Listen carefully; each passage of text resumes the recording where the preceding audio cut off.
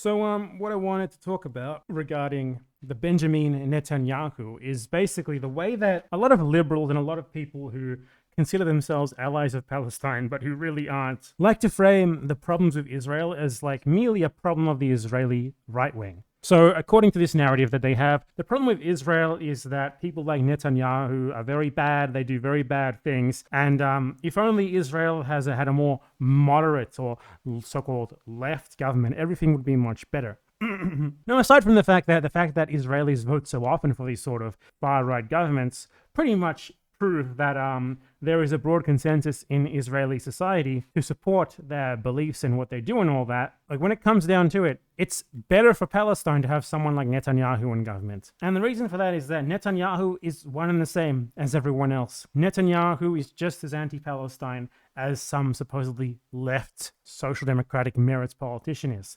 The only difference is that he says it out loud. The difference between Netanyahu and someone from like Meretz is in style rather than function. It's that he doesn't act nice while being a concentration camp guard. It's that he says loud and proud what Israel really is, what the settler colonial project of Israel really hopes to achieve. It's the difference between, say, Trump and Mitt Romney. Functionally, in terms of politics, they are identical. But Mitt Romney went to etiquette classes and he knows how to keep things that he shouldn't say out loud on the down low. Trump doesn't. So Netanyahu wins a majority. He's going to give the defense ministry position to the an insane far-right religious settler party who want to exterminate all Palestinians. Excellent. Because they're just saying it out loud. They're making it more obvious than ever before. They are advocating for what every mainstream Israeli political party also advocates for, and they're just doing it too openly. They're not acting like they're the nice concentration camp guards like the other Israeli parties do. There is a broad consensus in Israeli politics. I've gone over this before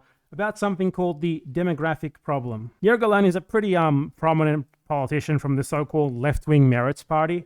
There was like a direct quote from him accusing Netanyahu of wanting to destroy Israel because he wanted to annex the West Bank, which would mean there were too many so-called Arabs, as they call them, within Israel. But nonetheless, this is an article that he has written, which makes his position as a supposed left-wing Israeli politician clear. This is an opinion piece published in Haaretz, and he says very clearly here, the annexation of millions of Palestinians, even without Gaza, will bring the demographic balance between Jews and Arabs to about 60-40.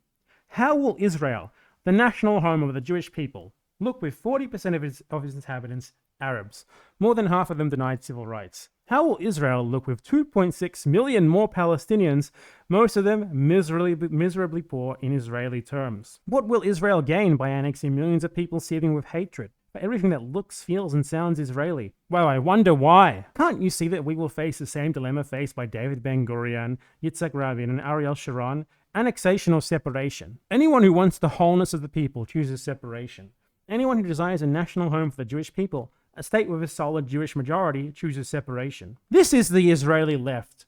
The Israeli lefts are enthusiastic believers in their own version of the Great Replacement conspiracy theory. Not just the Israeli left, everyone in Israel is deeply concerned with having too many so-called Arabs in their country. So the Great Replacement theory in the US, it basically goes, the people who are literally themselves replacers, they came there en masse and replaced the previous population, the Native Americans, through devastating violence to force the foundation of an ethnic supremacist state there. And now they have the audacity to claim that they are the ones who are at risk of being replaced in their homeland. Then we have Israel, a country where a bunch of settlers came, violently displaced the previous population, has been oppressing them ever since, just like the US, the Native Americans. And now they have the fucking audacity to be like, oh my god, there's too many of them. We're at risk of being replaced by them. It's the same shit. In Israel, what you have is one group of people who want to do ethno-nationalism in a different way than the other group, and they want to put on this sort of nice-sounding facade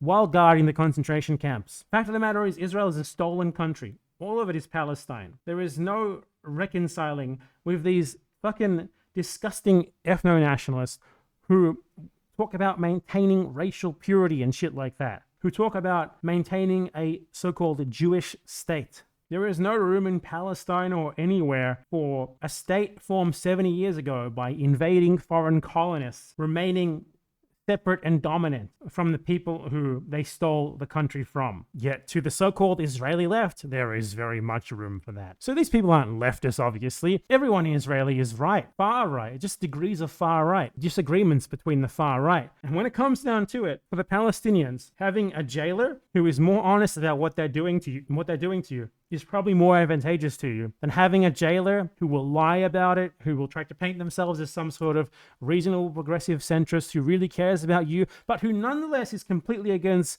restoring your basic human right to get your own house back and live in the same place that your family did generations ago before you were displaced there. Not even generations ago. Something like 20% of the people who were displaced by Israel literally still alive. The first generation is still alive. Yet everyone in Israel is in agreement that Palestinians can't get the right of return, that a one-state solution should be off the table. And by the way, it would legitimately be better for a potential one-state solution to have someone like fucking Netanyahu, who's at least honest about the fact, which is that it's already one state.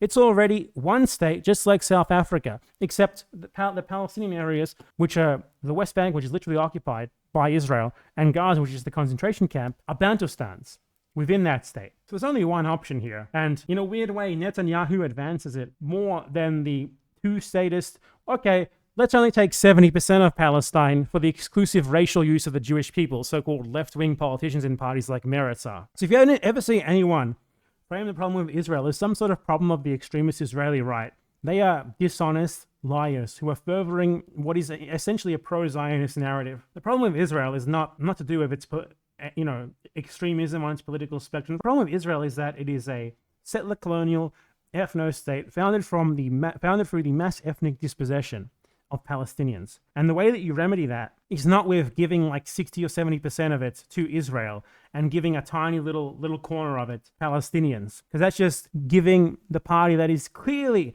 in the wrong what they want. The very mantra of Israel, the founding ideology of Israel, is more Jew, less Arab. Or, there are Arab Jews, but to them there aren't.